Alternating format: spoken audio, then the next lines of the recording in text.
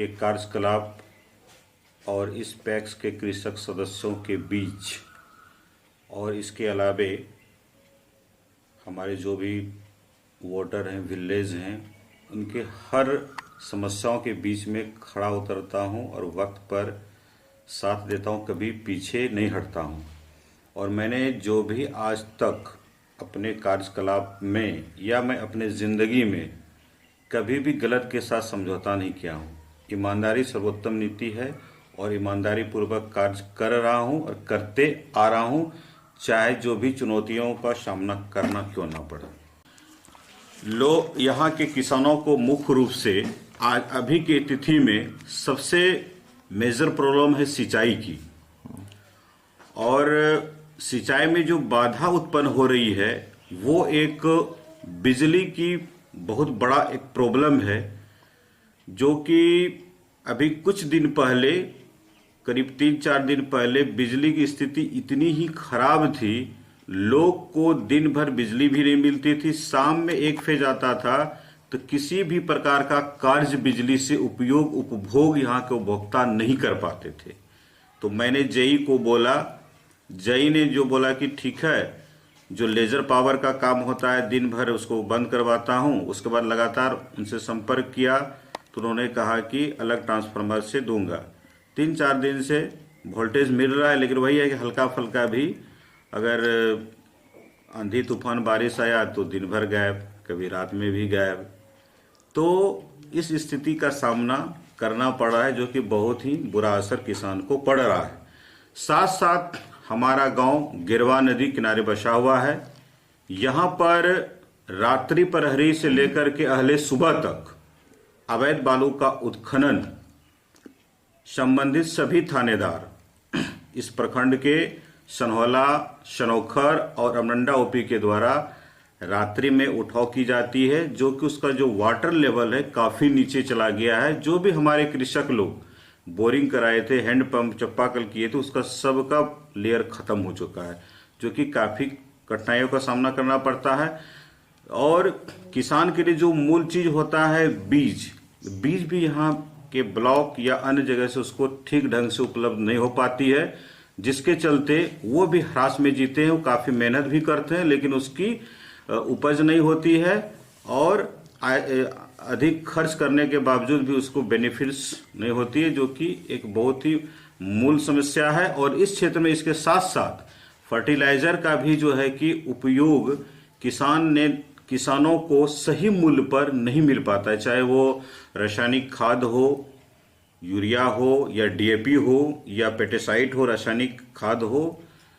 इसकी जो है कि सही रूप से उसको हमारे पैक्स हो या बड़ा बड़ाडी पंचायत हो या प्रखंड स्तर पर हो, ये स्थिति जो है कि ठीक ढंग से समुचित रूप से उसको उपलब्ध नहीं हो पाता। वो भी ठगा महसूस करते हैं और उसको यूटिलाइज तो करते हैं, पैसा भी खर्च होता है, लेकिन उसका जो उपयोग होना चाहिए किसान के हित में वो नहीं होता। वो हरास के तरह जीते भी हैं और 24 घंटा उसका तलवार लटकते रहता है किसानों के। और आए दिन जो है कि समय समय पर जो बेमौसम जो वारदातें होते वो भी कर ढाना पड़ता है। नहीं, कुल मिलाकर के साल में 365 दिन किसान जो है कि लगे रहते हैं, लेकिन उसको बेनिफिट नहीं होती। ये वर्ष हमारे डीसीओ कम एमडीसीसीबी भागलपुर मोहम्मद जैनुल अब्दीन अंसारी ने हमारे बगल के महेशपुर फरीदमपुर पैक्स में टेक कर दिया था और बहुत कम अधिप्राप्ति 1800 अबाउट क्विंटल हुआ था अधिप्राप्ति, चूँकि वो यहाँ से दूरी पड़ता था अबाउट 10 किलोमीटर, जो कि यहाँ के किसान वहाँ जाने में असमर्थ थे।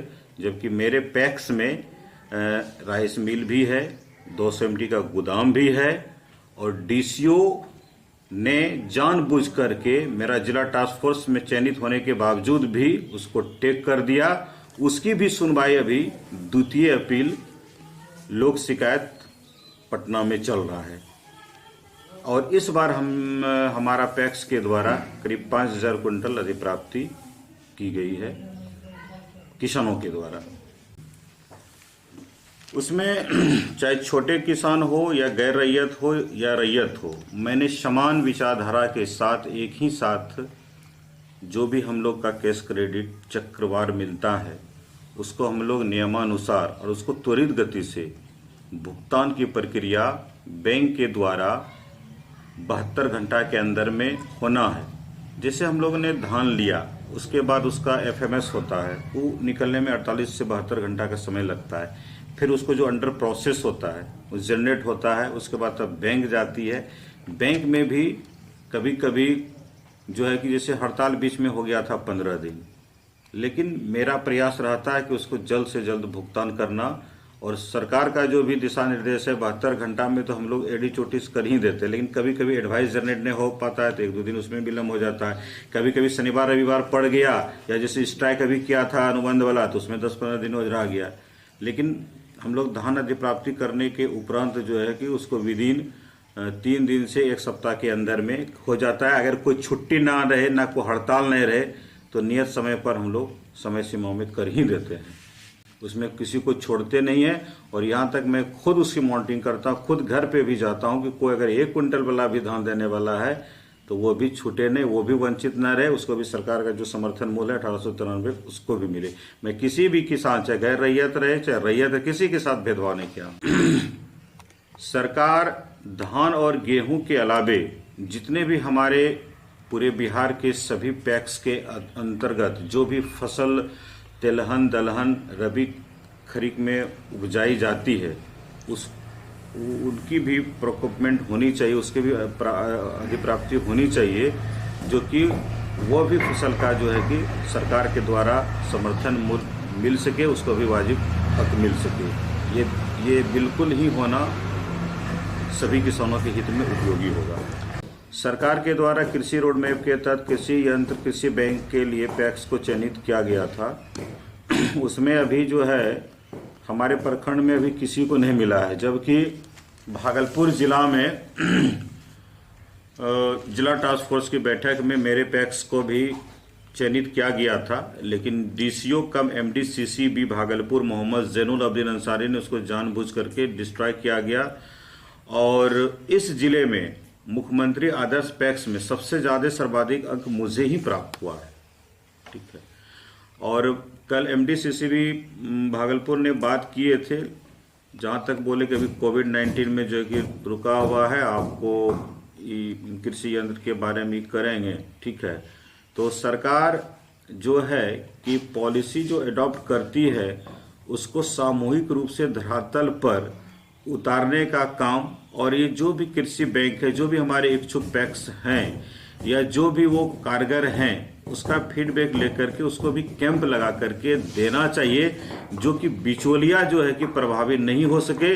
मैंने तो देखा, मैंने जैसे कि आप राइस मिल हो या फिर ये कृषि यंत्र में हो, ये क्या होता है कि जो भी एजेंसी है वो बिचौलिया का काम करता है, उसमें संबंधित पदाधिकारी भी इन्वॉल्वमेंट होती है और उसकी गुणवत्ताहीन होता है, तो वो भी ठीक ढंग से कारगर नहीं हो पाते, जिससे कि बहुत ही पैक्स को आर्थिक नुकसान भुगतना पड़ता है। इसलिए सरकार से भी मैं मांग करता हूँ कि जितने भी बिहार में पैक्स है, जो भी इच्छुक पैक्स है, जो भी उसका फीडबैक ले करके उसको हर प्रखंड वाइज कैंप लगा करके उसको एकदम ऑन स्पॉट जो होता है सिंगल विंडो के तहत उनको जो है उपलब्ध कराया जाए, जिससे कि पूरे बिहार को लगेगा।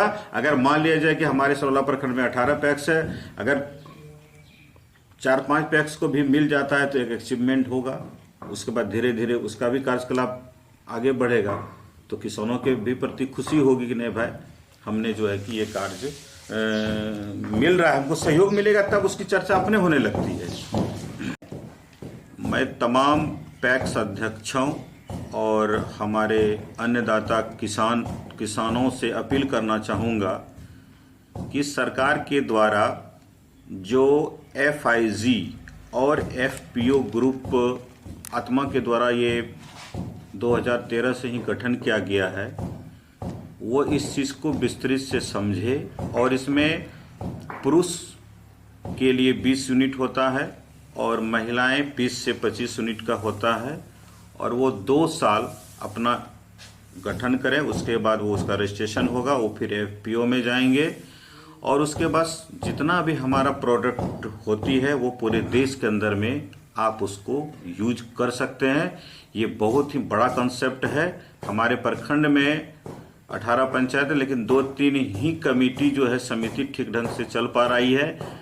हम भी इसी माह से FIG ग्रुप का गठन करने जा रहे हैं। इसको एक अच्छा से बनाएंगे और ये FIG टीम मुख्य रूप से यह होता है कि 20 कमेटी होता है। आप 1000 रुपया या 500 रुपया जो भी सक्षम हो अपना कमेटी को गठन करके अध्यक्ष, सचिव, कोषाध्यक्ष को करके 2 साल उसको बढ़िया से चलावें और उसमें जो व्यक्ति जो आपका समूह के लोग हैं वो उस राशि से 2% पर ब्याज पर आप काम कर सकते हैं। उसके बाद फिर उसका रजिस्ट्रेशन पहले मुफ्त होती थी, जहां तक मुझे BNT के द्वारा पता चला।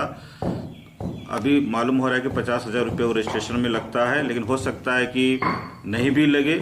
और वो होने के बाद जब FPO में चल जाएंगे तो जितने भी आपका फर्टिलाइजर हो, पेस्टिसाइड हो, बीज हो, या जितना भी प्रोडक्ट होता है, कृषि यंत्र हो, कृषि बैंक के तहत उसमें भी 25 लाख का है और वो उसमें 3 करोड़ का फैसिलिटीज है। वो आप 20 को समूह मिलके कर सकते हैं। जो किसान प्रोडक्ट करते हैं, जो उपज करते हैं, उसको मूल्य नहीं मिलता है और उसका प्रोडक्ट करके आप पूरे देश में जब FPO गठन हो जाएगा, निबंधित हो जाएगा, तो आप बेच सकते हैं।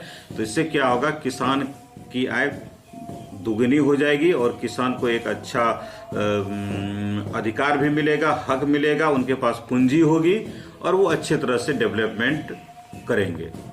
मेरा नाम सुमन कुमार सिंह, ग्राम बोड़ा, पत्रालय चकनत्थू, थाना डंडा, भया एकचारी, जिला भागलपुर और पद अध्यक्ष बोड़ा पाठा पैक्स सह पैक्स संघ, प्रखंड सनोला।